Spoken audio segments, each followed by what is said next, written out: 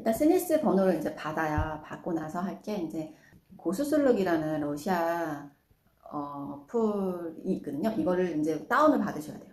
다운을 받으시고 나서 부여받은 스니스 번호나 이메일 주소 그리고 핸드폰 번호 이렇게 세 가지 중에 하나를 아이디로 쓸 수 있어요. 근데 스니스 번호로 아이디를 생성하는 게 좋긴 하지만 어떨 때는 잘 안 될 때가 있어요. 나의 스니스 번호를 줘놓고도 그걸 아이디로 인식 못하는 경우가 있기 때문에 저는 일단 맨 처음 왔을 때 구글 이메일 주소가 있으시다면 네이버 이런 거 말고 어쨌든 해외에서 통용되는 지메일이 제일 좋거든요.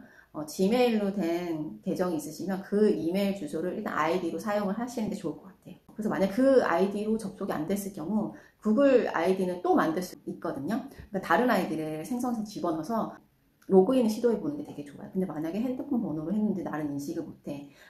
스니스 번호를 넣었는데 또 나를 인식을 못해.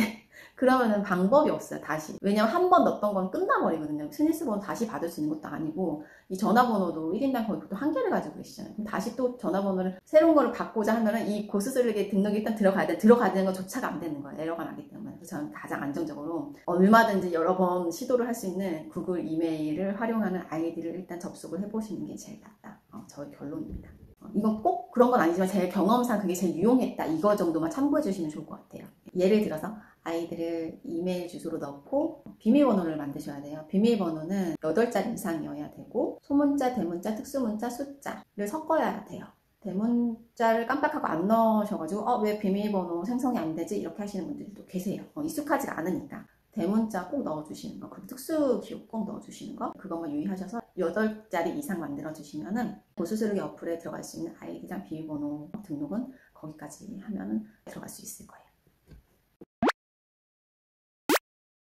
일단 이제 고수슬기 어플에 로그인이 됐다고 치고 이 로그인이 된 상태로 스베르방크를 가셔야 돼요. 나 바이오딸이야. 그 생체 등록하러 왔다. 이렇게 설명하면 번호표를 뽑아주실 거예요. 해당. 그리고 창구에서 이제 모니터가 다 있으니까 여기도 은행이 되게 잘 되어 있거든요. 앉아 계시면은 빠르면 대기 시간 15분 이내로 호출할 수도 있고 아무리 길어도 1시간 이상은 안 걸렸던 것 같아요. 물론 이제 외국인이 그날따라 많이 몰리는 시간이 있을 수도 있겠죠. 모든 외국인이 이걸 해야 되기 때문에.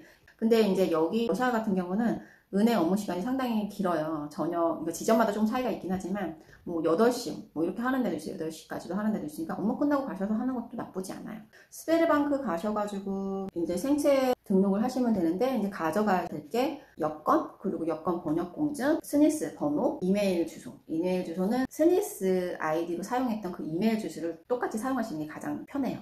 업무용 이메일도 있고 개인 이메일도 있고 좀 분리해서 쓰는 게 훨씬 유용하거든요. 그리고 또 한국에서 받는 거 러시아 내에서만 일 처리하는 용도로 계정을 하나 더 만드시는 것도 되게 좋아요. 그럼 어디 갔지? 내 이메일 주소 자체도 헷갈리는 경우가 있으니까 이건 좀 통일해가지고 스니스 아이디로 적용했던 그 이메일 주소를 제시하는 게 제일 좋습니다. 이메일 주소, 스니스 번호, 여권 번역 공증, 그리고 로그인 된 채로 가져가는 고스스르기 어플이 로그인 된 채로 보여주셔야 돼요. 네, 거기서 이제 처리를 해야 되는 것들이 있기 때문에 그렇게 해서 주면 돼요. 담당 직원이 주섬주섬 못 쓰실 거예요. 촬영할 거라고 해서 모니터에다가 웹캠 같은 카메라를 설치를 하시거든요. 여기 보라고 하면은 보시면 돼요.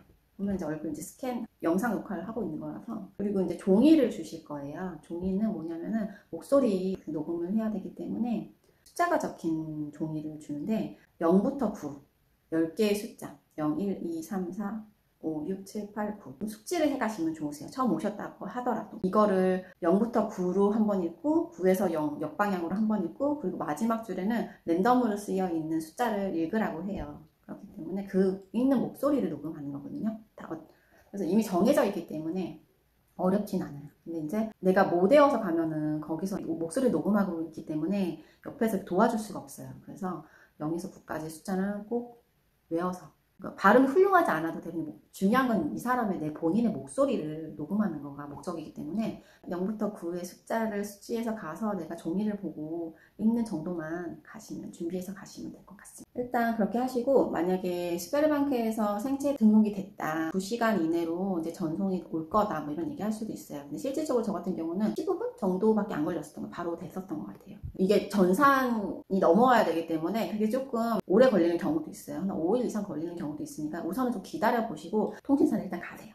원래 이게 등록이 된 다음에 통신사로 가야지 통신사에서 그것도 그 다음 처리를 해줄 수가 있거든요.